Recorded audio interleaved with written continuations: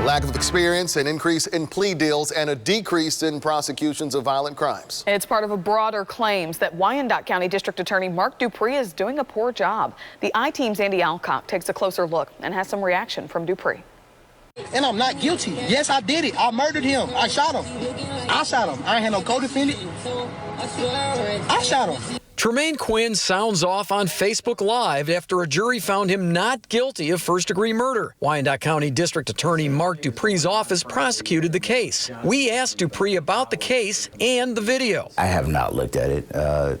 Here's what we know. We put our best foot forward, and the jury made a decision. I believe they could have gotten a conviction in that case if they'd presented the lead detective and other pieces of evidence. Longtime criminal defense attorney Cayenne Caprice posted the Quinn video on her Facebook page recently. Caprice, who said she supported Dupree in 2016, believes the Quinn acquittal is just one example of Dupree's office repeatedly failing to do its job. I see that he is an unqualified prosecutor. He's an unqualified leader. He's a politician. This is purely political motive to simply smear what this office and all of the assistant district attorneys are working so hard to do. And it's something that takes years of experience, years of practice. Molly Hill was a longtime Wyandotte County assistant district attorney. After Dupree's 2016 election, she was told her services were no longer needed. While she agreed Dupree has the right to hire his own people, Hill said he dumped all the assistant DAs with any trial experience except one, and that person, overwhelmed,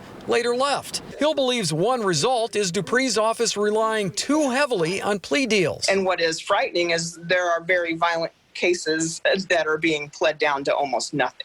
My assistant district attorneys are experienced, they are efficient, they do the job well, and they're public servants. During Dupree's tenure, he's been involved with several criminal cases against police officers. In one of them, former KCK police officer Colleen Radford and Wyandotte County Sheriff's Deputy Andrew O'Neill were charged with giving a gun to a convicted felon and child endangerment. We did file the charges and we did move forward with the charges, but a judge ultimately found that the case should have been dismissed. The Radford case highlights a clear tension between Dupree and the KCK Police Department.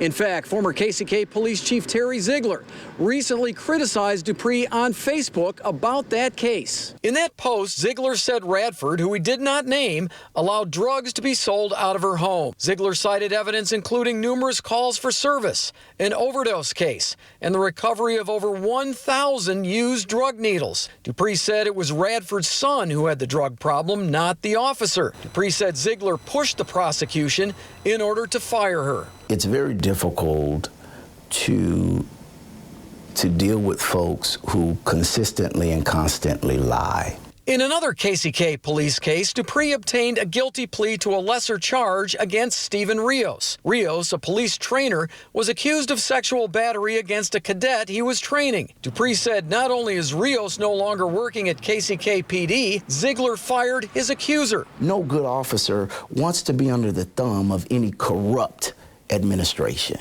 Would you characterize Ziegler's administration as corrupt?